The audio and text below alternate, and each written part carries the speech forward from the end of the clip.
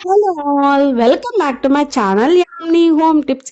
మనం మన daily life లో చేసే చిన్న చిన్న పనులని కష్టపడకుండా ఎలా చేసుకోవచ్చో చాలా సింపుల్ వేలో టిప్స్ అయితే షేర్ చేస్తాను. అవన్నీ మీకు తెలియాలంటే సబ్స్క్రైబ్ చేసుకోవాలి కదా మరి. సో లేట్ చేయకుండా సబ్స్క్రైబ్ చేసుకొని పక్కనున్న బెల్ ని క్లిక్ చేశారంటే నేను చేసే ప్రతి వీడియో మీకు నోటిఫికేషన్ ద్వారా అయితే వస్తుంది.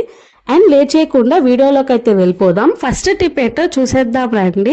సమ్మర్ సీజన్ అయితే వచ్చేసింది కదా. ప్రతి ఒక్క ఫ్రిడ్జ్ లో ఉండే మెయిన్ ఐటమ్ సమ్మర్ సీజన్ లో ఏంటి అంటే నిమ్మకాయ అనే చెప్పచ్చు.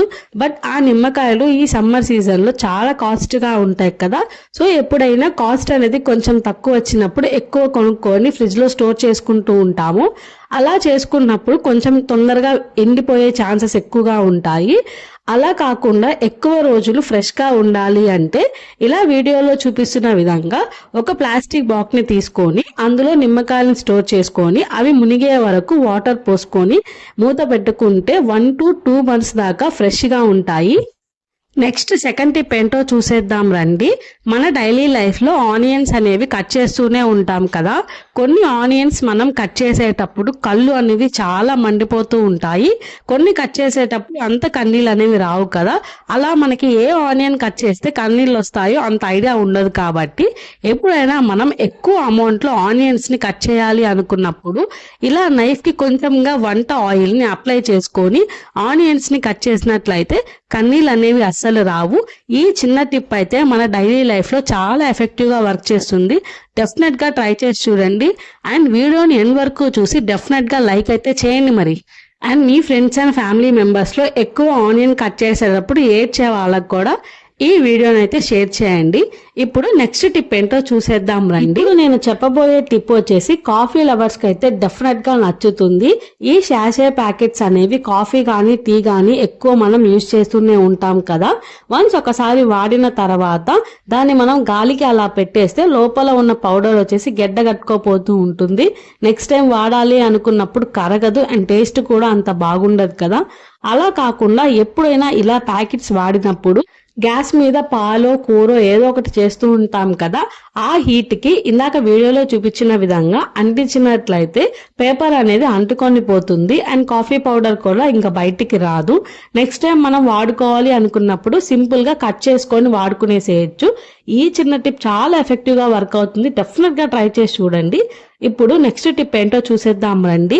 మనం చాపింగ్ బోర్డ్స్ అనేవి డెఫినెట్ గా డైలీ లైఫ్ లో కన్ఫర్మ్ గా యూజ్ చేస్తూనే ఉంటాము. వెజిటేబుల్స్ కానీ ఫ్రూట్స్ కానీ ఏదైనా కోయడానికి ప్రతి ఒక్కరు వాడేదే కదా. ఎంత యూజ్ చేసినా కూడా మనం చాపింగ్ బోర్డ్స్ ని జస్ట్ అలా సబ్బుతో కానీ నార్మల్ వాటర్ తో కానీ వాష్ చేస్తూనే ఉంటాము. అలా వాష్ చేస్తే డస్ట్ అనేది అంత ఈజీగా పోదండి, లోపల అయితే వెళ్ళిపోతూ ఉంటుంది. అలా నీట్గా వాష్ చేసుకోవాలి అంటే ఈ చిన్న టిప్ని అయితే ఫాలో అవ్వండి. జస్ట్ కొంచెంగా సాల్ట్ని చాపింగ్ బోర్డ్ మొత్తం అప్లై చేసేసుకొని ఒక ఆరబద్ద నిమ్మ చెక్కని దీనిపైన అప్లై చేసుకొని నీట్గా రుద్దుకుంటే లోపల ఉన్న డస్ట్ కానీ ఏదైనా మనం వెజిటేబుల్స్ కట్ చేసేటప్పుడు స్మెల్ అనేది వస్తుంది కదా, అలా కూడా రాకుండా ఓవర్గా క్లీన్ అయిపోతుంది. ఈ చిన్న టిప్ తో చాపింగ్ బోర్డ్ అయితే మనం డీప్ క్లీన్ చేసేసుకోవచ్చు. మీకు కుదిరితే డైలీ చేసుకోండి. ఒకవేళ మీకు కుదరకపోతే 2 to 3 days కి ఒక్కొక్కసారి అయినా డెఫినెట్ గా చేసుకోండి. చాపింగ్ బోర్డ్ అనేది నీట్ గా ఉంటుంది అండ్ ఫ్రెష్ గా ఉంటుంది. ఈ చిన్న టిప్ చాలా ఎఫెక్టివ్ గా వర్క్ అవుతుంది. డెఫినెట్ గా ట్రై చేసి అయితే చూడండి. ఇక నెక్స్ట్ టిప్ ఏంటో చూసేద్దాం వచ్చేయండి మరి. మన ఇంట్లో ఉండే పాత బ్రష్లు అనేవి మనం పడేస్తూ ఉంటాం కదా. ఏదో 1-2 అలా ఎత్తి పెట్టుకొని మిగిలినవన్నీ పడేస్తూ ఉంటాం కదా. ఈ టిప్ చూసినట్లయితే మీరు అస్సలు బ్రషెస్ అనేవి అస్సలు పడేయరు. ఎక్కువ మనం టూత్ బ్రష్ ని ఎక్కువ దువ్వెలన్నీ క్లీన్ చేసుకునే దానికి వాటికి ఎక్కువ వాడుతూ ఉంటాం కదా. బట్ ఈ బ్రష్ వల్ల మన ఇంట్లో ఉండే చిన్న చిన్న మూలలను కూడా మనం డీప్ క్లీన్ అయితే చేసుకోవచ్చు. అది ఎలాగో ఈ టిప్ తో అయితే చూసేయండి. ముందుగా మనం స్టవ్ అయితే ఆన్ చేసుకోవాలి. ఇలా ఆన్ చేసుకున్న తర్వాత ఏదైనా ఒక నైఫ్ ని తీసుకొని చిన్నగా దాన్ని బాగా హీట్ అయితే చేసుకోవాలి. ఇలా హీట్ చేసుకున్న తర్వాత మన ఇంట్లో పనికిరాని బ్రష్ అనేది ప్రతి ఒక్కరి ఇంట్లో ఉంటుంది కదా. అలా ఒక బ్రష్ ని తీసుకొని ఆ నైఫ్ హీట్ కి అదైతే కట్ చేసేసుకోవాలి. ఇలా వీడియోలో చూపిస్తున్న విధంగా అయితే కట్ చేసేసుకోవాలి. తర్వాత ఆ పొడుగ్గా ఉండేదానికి టిప్ అనేది ఉంటుంది కదా, అది కూడా లైట్గా హీట్ చేసుకొని ఇలా వీడియోలో చూపిస్తున్న విధంగా ముందు టూత్ బ్రష్కి ఉండేదానికైతే అటాచ్ చేసేసుకోవాలి. మనం ఇలా చేసుకున్నట్లయితే మనకి ఏ వస్తువు అయినా క్లీన్ చేసుకునేదానికి మంచి గ్రిప్ అనేది ఉంటుంది. మెయిన్గా మన ఇంట్లో ఉండే కిటికీలకి డస్ట్ అనేది ఎక్కువ పడుతూ ఉంటుంది కదా, డోర్స్కి కానీ అలా మనం ఫింగర్తో కానీ దేంతో క్లీన్ చేసుకోలేము. ఇలా కనుక మనం టూత్ బ్రష్తో చేసుకున్నట్లయితే ప్రతిదీ డీప్ క్లీన్ చేసుకోవచ్చు. మీరు వీడియోలో చూస్తే క్లియర్గా అర్థమవుతుంది కదా. వీడియో అనేది కొంచెం డల్గా ఉంది, సో ఈ టిప్ వరకు కొంచెం ఏమనుకోమాకండి. బట్ ఈ టిప్ అయితే డెఫినెట్గా ఎఫెక్టివ్గా వర్క్ అవుతుంది. మీరు కూడా మీ ఇంట్లో ఉండే టూత్ బ్రష్ని ఇలా అయితే ఒకసారి ట్రై చేసి చూడండి. ఇంట్లో ఉండే మూలలు కూడా చాలా డీప్ క్లీన్ అవుతాయి. నెక్స్ట్ ఇంకొక టిప్ ఏంటో చూసేద్దాం రండి. నెయిల్ పాలిష్ పెట్టుకునే వాళ్ళకి ఆర్ చిన్న పిల్లలు ఉండే వాళ్ళకైతే ఈ టిప్ అయితే బాగా వర్క్ అవుతుంది. సో లాస్ట్ వరకు చూడండి.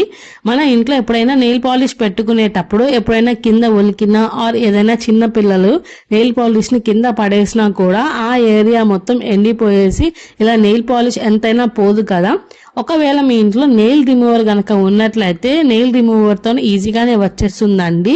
Are in case nail remover కనుక లేదు అనుకుంటే సింపుల్గా ఇలా అయితే చేయండి. మన ఇంట్లో షుగర్ అనేది డెఫినెట్గా ఉంటుంది కదా, సో కొంచెం చక్కెరని ఇలా దీని మీద స్ప్రింకిల్ చేసేసుకొని టిష్యూతో క్లీన్ చేసుకుంటే నీట్గా నెయిల్ పాలిష్ అనేది పోతుంది.